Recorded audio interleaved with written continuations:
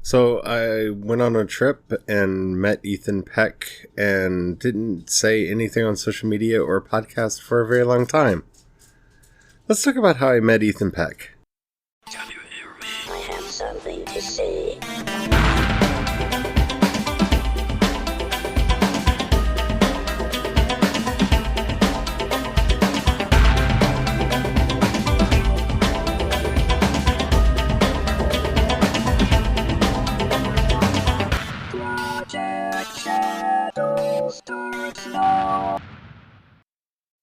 Hello everyone, how are you doing today? My name's Charlie. You might know me better as sci-fi fantasy writer C.E. Dorset, especially if you're reading my new book, Crucify My Love, or my sort of new book, The Chain. Hi. Been a long time, hadn't it? Yeah, I had actually intended to do some podcasts while we were on the road, and that's a thing that didn't happen for a lot of reasons. They're good reasons, but for a lot of reasons. So, sorry about not getting any episodes out last week and part of this week, but, you know, I'm a lot more refreshed now. I feel really good, and I have stories. So I'm going to let you know right now, this week's schedule is going to be a little bit different, because I do like to do my podcasting, so you will actually get episodes on for Saturday and Sunday this week, because, yeah, I got a lot of stuff I want to talk about. And then we'll be back to our regular posting schedule next week. So, before we get started, if you haven't already, please take a moment to rate this podcast in whatever app you're listening to me on. It really does help out a lot. It tells the algorithms to share the podcast with more people. And the more people that listen, the bigger the community, and the more chance we have for interaction. And after all, that's what this is all about now, isn't it? So yeah, last week we took our annual trip to go out to Shore Leave. This would be Shore Leave 41, which every time I see those numbers, they make me feel older and older and older, because I started going at Shore Leave 10. But yeah, it was a good trip in every way that you want a trip to be good.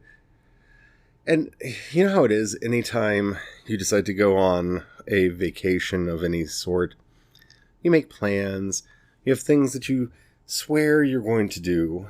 There are things that you have just laid out, like I'm going to do this, I'm going to do that. And I had it fully planned out that I was going to, do podcasts on the road and play around with some of the features in the Anchor app and do some guerrilla podcasts from my phone and all that fun stuff. And that might have happened, but by the time we arrived in Maryland, I'd thrown my back out. My legs were in a terrible place, and there was much pain.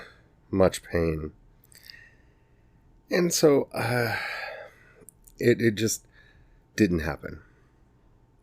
But, after some rest and recuperation and a wonderful convention, some good things happened, some bad things happened, and yeah, I'm not going to be talking a lot about the bad things because those are not my stories to tell. But all in all, it was a great trip. I was really glad to meet a lot of people. I got to hang out with a lot of wonderful people, some new people this year, and a lot of the regulars that I'm used to seeing. It was wonderful. So, I want to be talking about the convention in kind of several different things. There's some stuff that, if you're wondering why I never tweeted out my schedule of events, it's because I really didn't have any this year. And we'll talk about that more on tomorrow's episode, because that's going to be a thing all unto itself. But today, I wanted to just tell happy stories and just talk about wonderful things. So we're going to start with how I hurt my back on Friday. Because, yeah, that's exactly how you want to start on a happy story, right? No, actually, it turns out it's a happy story in the end. You just have to go with me. So we get to the convention and meet up with all of our friends, and I don't know if you go to conventions. The last couple of episodes I did before the inadvertent hiatus, I kind of sang the praises of conventions, and that fandom is all about friendship and community and the people that you meet. And man, this convention really does prove that. One, I hadn't come out as trans to a lot of the people there and I did, and it couldn't have gone over better in most ways. Again, we'll talk about that more on tomorrow's episode on being LGBT in fandom. Oh, because that's the thing. But everybody that I know was very accepting, was very good about it, and that made for a wonderful visit. So Friday. See, I have this tradition at a convention where I walk around the dealer's room at least once to look around and see if there's anything that I want. But I'm not allowed to buy anything on that pass. Sometimes I can hold myself to that, sometimes I can't, but I have a general rule that I don't buy anything on that first pass. And so we go into the convention center and we are greeted by a gaggle of Starfleet nurses in full uniform, and I don't know if gaggle is precisely the correct term, but they were all huddled together and moved as a single group, and for some reason gaggle of geese goes through my head, and I'm using the term gaggle. I don't know why. I started using it then, and I'm going to continue using it because it just seems appropriate to call a large group of Starfleet nurses a gaggle. And that just made me smile, because I don't know what it is about seeing Starfleet uniforms in the wild, but there's something ever so wonderful about seeing people so in love with and dedicated to something that they dress up as things from it. But, and we'll talk about that later in the week when I talk about some of the cosplay, because, well, I didn't see anything that really floored me as far as cosplay this year. I saw some things that made me very happy, but we'll save that for a later episode. That's not what this is about. And so we're walking around, and I'm looking at things, and of the many rules that I have, other than not buying anything on the first pass through, when looking at jewelry, I love necklaces, but I rarely wear necklaces. I love rings, though. But rings are almost always a safe thing for me to look at, because I see a bunch of rings that I love and that I want, and because I have huge fingers, none of them fit me. And of course this year, as I'm looking at some of these beautiful, beautiful handcrafted rings that people had made, every one I picked up fit me. Every single one. And so that started the whole process in my head of, oh my goodness, how much money do I have in my bank account? How much am I willing to part with to get jewelry at this convention? Saw a couple pocket watches that I wanted so bad, but I mean, I've got a lot of pocket watches, and how many pocket watches can you really walk around with? I mean, really, do I need another pocket watch? There was a lot of wonderful things in the dealer's room. Had a lot of fun roaming around, looking at all of them. And as we're about to exit and go out to take a seat and kind of cool down and think about what maybe I might go back for, we were in a scrum. There was a lot of people around me, and somebody accidentally kicked my cane out from underneath me. You know, I have bad knees, I have a bad back. I basically threw my back out, keeping myself from falling. And so I hobble out to the benches out on the porch, which is where I usually sit anyway, and I sit down, and my back is just hurting so bad. And I realize I'm not going to be able to go back in for a while. I'm not going to be able to do that. Convention is over 2 different floors at this hotel, and it's going to be kind of a thing for me to do anything on the bottom floor. Because you can either use the escalators to get down, and given how bad my back was hurting, I didn't foresee myself really wanting to do that. And the elevators, where they're placed, it would be quite a walk from the elevators down to some of the things that I would want to do downstairs. So I kind of ruled out going to do anything downstairs, which was, sad to a point, but, I'm kind of all right with it. I've been to a lot of conventions. I've sat in on a lot of celebrities, and, while there were actors and whatnot there that I wish I could have seen, Nichelle Nichols was only doing photo ops this time. She wasn't there to do a panel, so, I definitely would have made it down there to see Nichelle, because I love Uhura. But she wasn't doing a panel, so, okay, I won't go down there. I mean, I love Daniel from SG-1 and some of the other actors that were there, but the only one I really wish I could have gone down to see was Ethan Peck. Ethan Peck and Anson Mount were both there from Star Trek Discovery. Anson Mount plays the new Pike, and Ethan Peck plays the new Spock. And I think I've made it clear on this podcast how much I love Spock, but you have no idea how much I love Spock.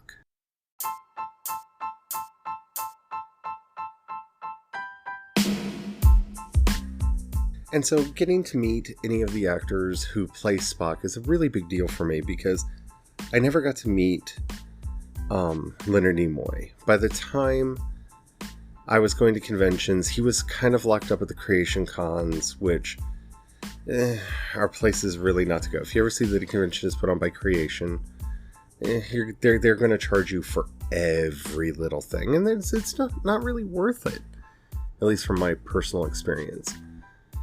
And the couple conventions that I was at that he was on the schedule, he Skyped in because his health wasn't doing too well.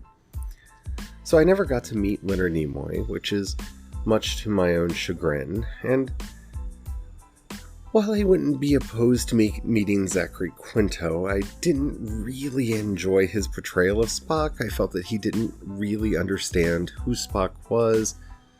And I don't know how much of that was the actor and how much of it was the bad writing that was in those movies. So, but, I wouldn't pass up a chance to meet Zachary Quinto, but just because he played Spock, who is this character that has meant so much to me throughout my life. But Ethan Peck, I think, did an amazing job playing Spock. A lot, and I liked his portrayal a lot more than I did Zachary Quinto's.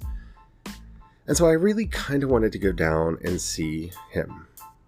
But my back was really hurting, and it was hard for me to walk. And, I still had the panels upstairs that I could go to. And, it's one of those things, I'll be sitting in an audience with a lot of other people and just listening to stories. And, well, it's nice to hear them straight from the horse's mouth. I knew people that were going to go down there, and so any story that he would tell that would be just amazing, I knew somebody would come upstairs and retell it.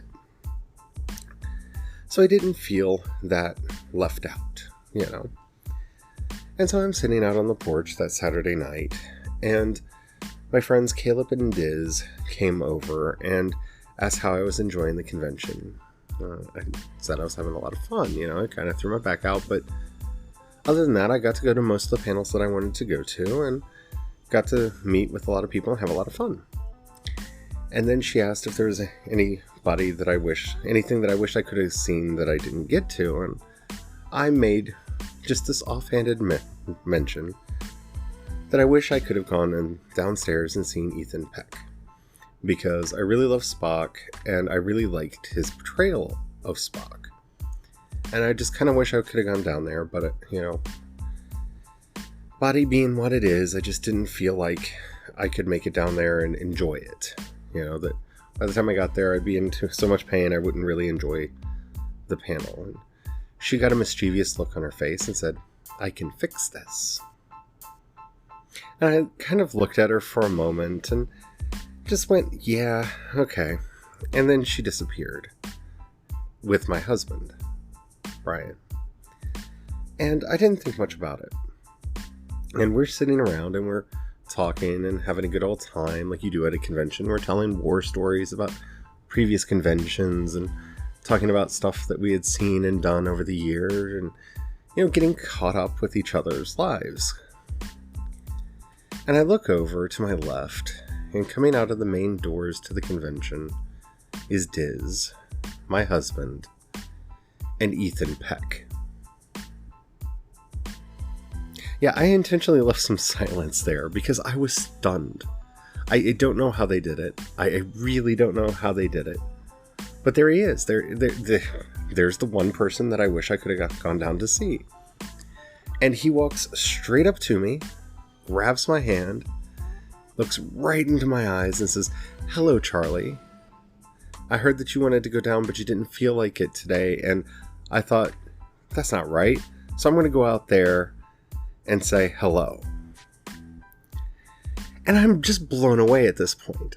I'm just completely flabbergasted. My friend Juju says that my voice went up about 6 octaves. Because I just didn't know what to do. First of all, when a friend of yours says, "Well, I'm going to go get that celebrity and bring them to you," you know, I've been to a lot of conventions, and frankly, you know, most of the celebrities are stuck up in their rooms and they don't come out until they go do the panels, and they just basically shuttle back and forth between the two. Very few have ever come down to hang out with us. You know, Jason Momoa did, and he was a lot of fun. Mark Shepard would come out and play, and that would be a lot of fun. And they're wonderful people, you know. Garrett Wang from Voyager, you know, I could name others, but the vast majority of them just kind of sequester themselves in their rooms, come down, do the panels, go back up to their rooms, and that's it. John Delancey used to hang out with us. That was awesome. And there he is. My friend made this happen. And I was blown away. I was just completely flabbergasted. And I was even more impressed that he would be willing to not only come down and hang out with people, but come outside just because, you know, I didn't feel like going in. And we had a lot of conversation about a lot of different things. His love of Star Trek, and he really is a fan like the rest of us. He really is. And my friend Morgan got onto the topic about Slash, and while this is a family show and I can't go into a lot about that, especially some of the good jokes that he had about that, you know, to see him not miss a beat, like he knew about it, and he actually had various story ideas that he thought would be funny to have his version of Spock be involved in, and it was an amazing experience, and I will forever be grateful to Mr. Peck for that, for coming out. And he, you know, not just talking to me, but he talked to everybody that was out there, and he just hung out with us for quite some time. And, you know, not feeling well at a convention is one of the worst things.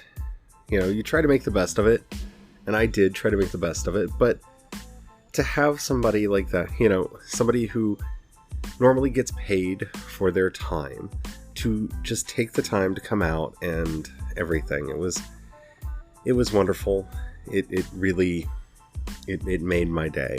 It made my weekend, and the fact that one of my friends and my husband made it happen is just even more magical than anything else.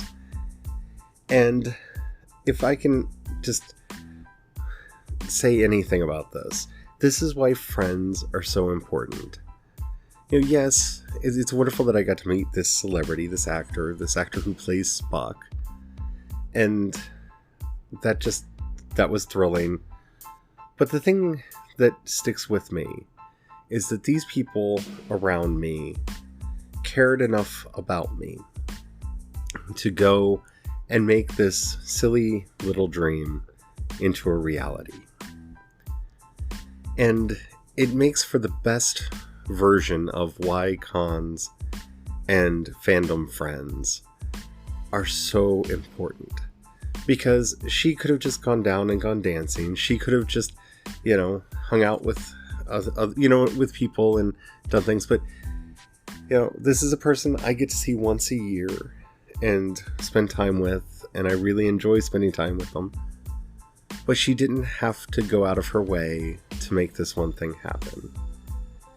And that's the magic. I almost said the magic of friendship, but that's the magic of fandom. You know, it makes for this community that I love so much that really has made my life so meaningful over the years. And I'm very grateful for every moment I get to be a part of this wonderful, wonderful group of people. And that's how I want fandom to be known outside. So, yeah, that's how I met Ethan Peck. I hope you enjoyed this story as much as I enjoyed telling it. I think you can probably hear the big old smile on my face as I'm telling the story. It really was an amazing, amazing convention for many reasons, and a weird one for many others. If you have any questions or comments, you can always hit me up. You can use the voice message feature. You just look down into the show notes wherever they are in the app that you're listening to me on. You'll find a link. You can click that. You can leave me a voice message. Keep it clean so I can use it on the show. That would be wonderful.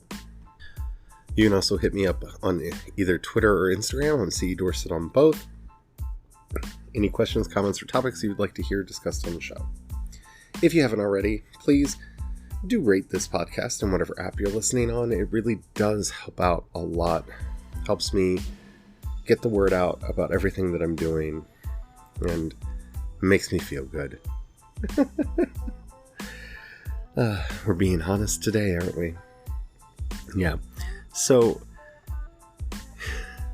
I've got a lot of stuff going up on ProjectShadow.com. There's a lot of things coming.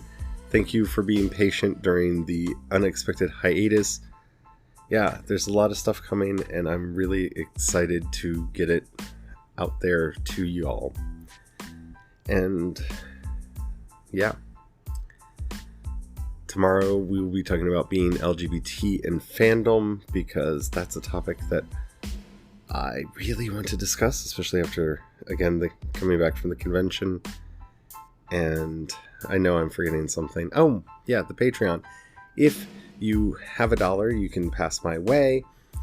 It really does help out a lot. In the show notes, you'll find a link to both the Patreon and the community support tab. You can join either one. The difference between the two is the people on my Patreon occasionally get stuff. But yeah, that really does help out a lot, and thank you to everybody who does that. If you don't have any money or you don't feel like giving right now, don't worry about it. It's not a big deal.